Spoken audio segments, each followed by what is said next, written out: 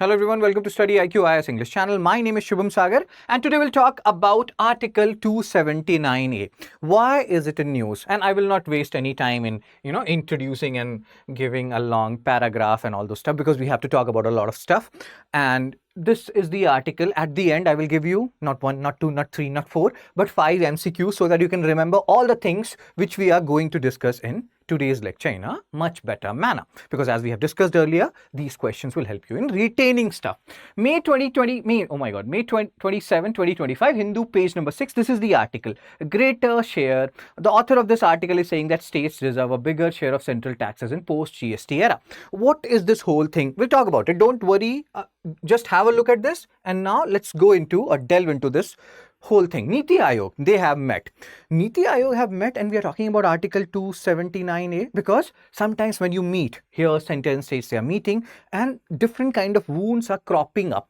Our Honorable PM Sir is saying that we have to work as Team India. But the author is saying that since, as you may have read about it, India is a quasi-federal state with strong unitary bias. We are a federal state with strong unitary bias. Center has more power. There are more subjects in central list. At the time of independence, the number of state list, they have reduced comparatively, not much, but yes, many state list subjects have been transferred to union or concurrent list. So that's what author is saying. Despite the call for unity, the current center-state relationship is heavily one-sided. See, we don't have to go into all these things, whether it is one-sided, two-sided, what is happening. The one common fulcrum here is that we are not meeting enough. Center and states are not meeting enough, and that is what the author of article is saying. Niti Aayog, they meet once a year. GST Council, since this article is talking about GST Council, which has been constituted under Article 279A, that's why we have to talk about Article 279A, which constitutional amendment is involved here.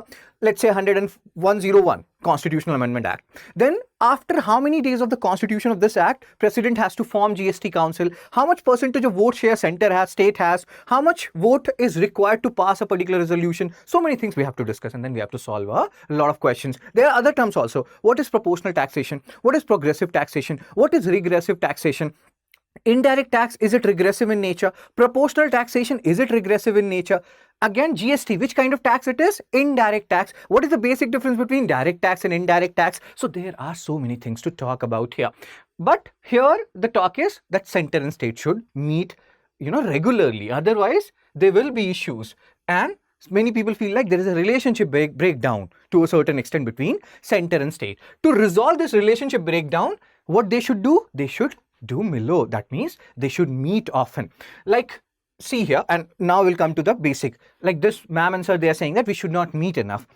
Contrary, like exact opposite. State and center, they should meet enough. Let's say GST Council is saying that they should meet quarterly, then they should meet quarterly rather than meeting once in 5 months or something. Now, let's talk about the agenda of the day. Article 279A. It provided for constitution of or creation of or introduce GST and then creation of GST Council.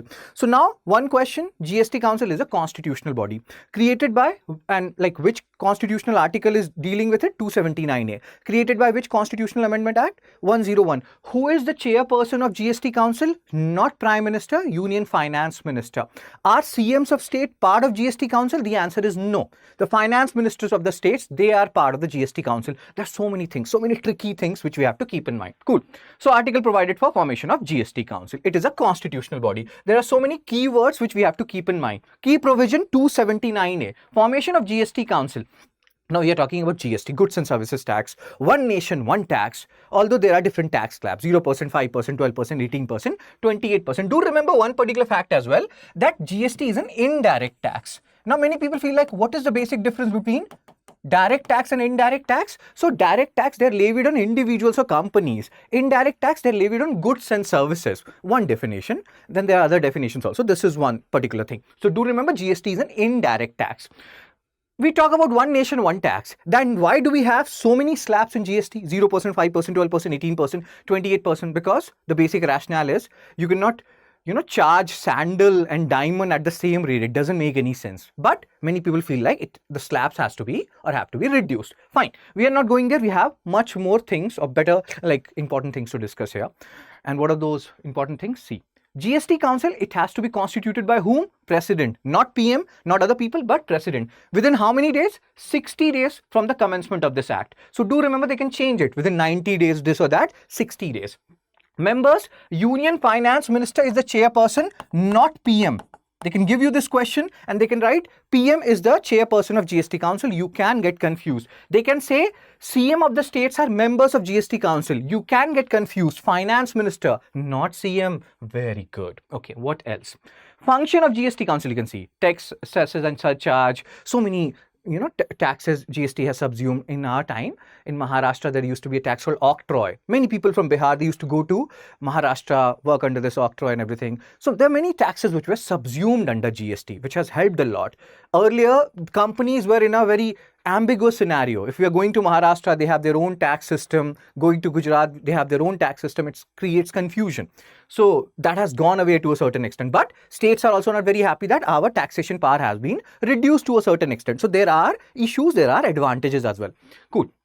So these are the powers, these are the functions. Model GST laws, principles, you can see. If these people fight among themselves, there is a mechanism for dispute resolution along with special provision. You can have a look at it. I'm not reading the slide. I'm here to tell you the important parts. What are the important parts? If any decision has to be passed by GST Council, 75% vote is required. Center has 33% vote, 33.3333. That is a recurring decimal. And then state has 66.666666. Again, recurring decimal. So you can understand it's not like, center has all the power. It's divided. Each state has equal share. So all these things have been ensured or have been done to ensure that state and center, they are almost on equal footing to a certain extent. We are saying almost. But many people feel like this does not happen. Center has a lot of say in GST Council, and these things goes into the background. We are not going there again. We have to remember these facts. They are very important from every exam perspective, especially UPSC. Dispute resolution, GST Council will ensure resolution of dispute between center and states, states and states, and center and one or more states. That's fine. I will tell you what part are or what points are actually very important. There are different terms. When you will read GS Mains Paper 2, you will read about federalism, distribution of power between center and states, and then there are different terms. Competitive federalism rather, phonetics. Cooperative federalism. Competitive federalism, states are competing among themselves. Niti Aayog is publishing different index, composite water management index and different index, and they will rank state on literacy level, this and that. So that is competitive federalism. States are competing. This is cooperative federalism. States have to come together to decide what taxation slab a particular good lies in. So again, it's an example of states coming together and promoting the so-called concept of cooperative federalism. So again, you can see the significance part. Criticism, infrequent meeting. As we have just discussed, the article was saying ideally they should meet every 3 months. They are meeting every 5 months. Center's dominance, structure to ensure balance. Center is like 33% vote share, center has 33.333. States have 66.66666. But even then, center has a major say. Revenue loss concern. Earlier state has taxation power, octroi, etc. Those powers have been taken away. So many people feel like GST has undermined federalism to a great extent. If you feel like that, you can post it in the comment section. Or if you feel like, no sir, GST is actually very good for our country and ambiguity is gone. More companies will come and invest in India now, because earlier, like, there was ambiguity if they're traveling in different state or investing in different state. Now that ambiguity is gone. So what is your view about GST? Seriously, if you feel like GST is good, and write like a UPSC aspirant in the comment section, or think like you have become a district collector. If somebody asks you your opinion on GST, what will you say? Cool. So these are some points, some criticism and challenges. Now let's talk about some basic terms related to this article. Taxation, like different types of taxation. Proportional, progressive and regressive taxation. What is proportional taxation? Let's say I charge 10% tax. So proportional means the 10% tax is fixed. On 1 lakh also I will charge 10%. On 10 lakh also I will charge 10%. So here you have to pay 10,000, and in this scenario you will pay 1 lakh. Proportional taxation. Tax is fixed. This is fixed. Progressive taxation means the more you earn, the more tax percentage you will be giving. So here, if we take the same example, 10% for 1 lakh, then maybe 15% for 10 lakh. So this is progressive taxation. The more you earn, the more you will pay. The more tax rate you will pay. Regressive taxation, what it is? Many people feel like indirect tax is regressive in nature. Regressive. Regressive means the poor people are impacted more. How indirect tax is regressive in nature? Let's say indirect tax. GST is also an indirect tax. Let's say Parle-G, you bought a Parle-G for rupees 100 and you are paying an indirect tax of rupees 3. You know, we are just taking a hypothetical scenario. So you are paying 0.3%. Like, let's say your income is also, rupees 100 only. Rupees 100. So on rupees 100, you have paid tax rupees 3. So you have paid 3% of your tax. That means earning. And let's say there is some person who is earning 1,000 rupees. So he is paying 0.3% tax. Indirect tax, everybody has to pay the same amount. Parle-G, same. It's not like it will vary for Ambani, Adani, it will vary for you. The tax will be same. The indirect tax will be same. And many people feel since poor is paying more percentage of their income when it comes to indirect tax, so that's why it is regressive in nature. It impacts poor more. Hope you understood it. So you are paying 3 rupees tax on Parle-G, you are earning 100 rupees, you have paid 3% tax on Parle-G, somebody is earning 1,000 rupees, they are paying 0.3% tax on Parle-G, so poor is impacted more. So many people say indirect tax, regressive. I have reiterated it. Sometimes when I reiterate the same thing, I say the same thing twice, that means that particular thing is important. You have to understand it. Now, this is the one question for you. We have talked about proportional, progressive and regressive taxation. Now, you tell me, do you think even proportional taxation is regressive in nature? What is your view on this? If you have any view, if you understood this whole thing, we have discussed what is proportional, what is progressive. Is proportional regressive in nature? We have already discussed that, yes, indirect tax is regressive in nature. Now, you have 5 questions in front of you. This is first question with reference to Article 279A. You can have a look at this and you have to state how many of these statements is or are correct. If you know the answer, you can post it in the comment section. MCQ 2, again related to Article 279A, you have 4 statements, and if you know the answer, please post it in the comment section. MCQ 3, related to GST Council and related to weightage in voting, Union Government States. And again, if you know the answer, you can post it in the comment section.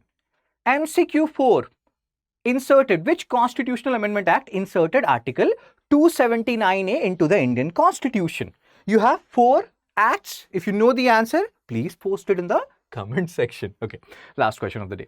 Who chairs the Goods and Services Tax Council as per as 279A? Try to answer all of them, and you can even write your answer, and if you know I know the answer and this is the correct answer rather, so you can also say I scored 4 out of 5 or whatever. But again, you don't know the answer, do you?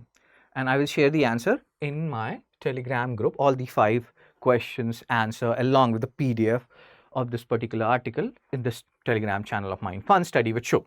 So, and I have asked you a lot of questions. Is proportional taxation regressive in nature? If you have any view on that, you can post it in the comment section. So, yes, sir. And we have also discussed, I have also asked you one thing.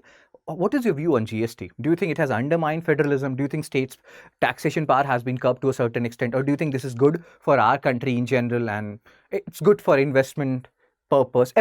What investment model, and it will promote investment in our country. So what is your view on GST? And you can say whatever you want to say in the comment section. Also, if you are a serious UPSC 2026 aspirant, you can join our May morning batch. Today, I'm making this video on 27th, right? From tomorrow, 28, 29, 30, I'll be taking the orientation session paper like GS mains paper 1, paper 2, paper 3, paper 4. So you can join at the earliest. Admissions are closing on 31st May 2025. So join at the earliest. And you can use my code SHS Live to get maximum discount. This is P2I, prelims to interview. So we'll be starting from pre, we'll be going till interview. Every month we have a quiz. If you top that quiz, you will get 11,000 reward. And if you clear UPSC Pre 2026 and make yourself as well as ourselves proud, then we will initiate full refund for you, right? So all these things are there in this particular Me Morning Batch 2026. You can join at the earliest. So that's it from me, sir and ma'am. Whatever views you have on this particular issue, you can share it in the comment section along with the answer of those 5 MCQs I asked. Take care, be blessed, tata, bye-bye. I will see you soon.